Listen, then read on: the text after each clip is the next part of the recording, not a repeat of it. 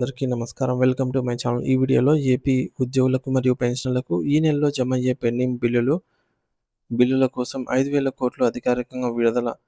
దీనికి సంబంధించిన పూర్తి వివరాలు ఈ వీడియోలో తెలుసుకుందాము. వీడియో అయితే ఎక్కడే గాని స్కిప్ చేయకుండా ఎండ్ వరకు చూసి ఇన్నప్పుడే ఇన్ఫర్మేషన్ పూర్తిగా అర్థమవుతుంది.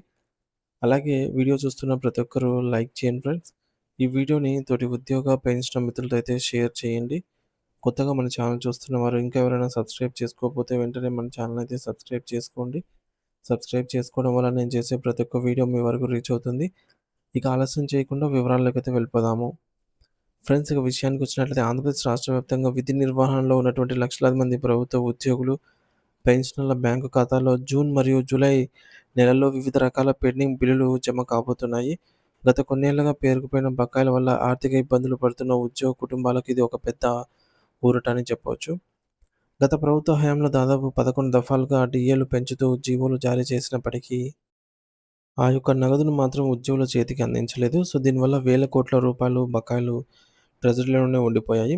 ప్రస్తుతం కూటమి ప్రభుత్వం ఈ యొక్క పాత బకాయిలను క్లియర్ చేయడానికి ఒక వ్యూహంతో ముందుకెళ్తోంది. ఉదాహరణకు ఏ జీవో బకాయిలు పెండింగ్‌లో ఉన్నాయని చూసుకున్నట్లయితే జీవో ఎంఎస్ నంబర్ 66 మే 2023కి సంబంధించి విడుదలైందనమాట.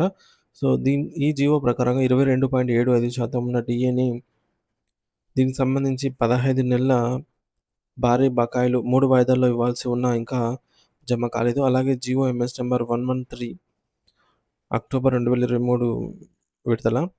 ఈ జీవో ప్రకారంగా 26.39%తో డిఏ యొక్క బకాయిలను 3 సమాన వాయిదాల్లో అనగా ఏప్రిల్, జూలై, అక్టోబర్ 2024లో ఇవ్వాల్సి ఉంది. కానీ ఇంకా జమ కాలేదు. అలాగే జీవో ఎంఎస్ నంబర్ 28 అండ్ 30 ప్రకారంగా వీటికి తాలూకా అరియర్స్ కూడా జమ కాలేదు. ప్రస్తుతం కూటమి ప్రభుత్వం విడుదల చేసినటువంటి జీవో ప్రకారంగా 37.31%కి డిఏ అయితే పెంపు జరిగింది.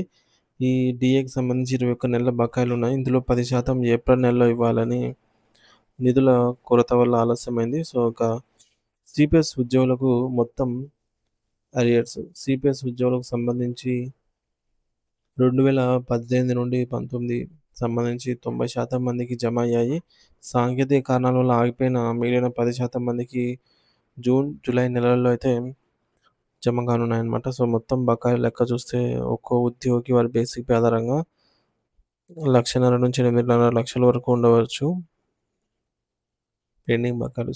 మరి ఈ యొక్క పెండింగ్ అరియర్స్ కోసం ప్రభుత్వం నెలకు సుమారు 5,000 నుంచి 6,000 కోట్ల రూపాయలు కేటాయించి దశల వారీగా క్లియర్ చేయాలని అయితే భావిస్తోంది.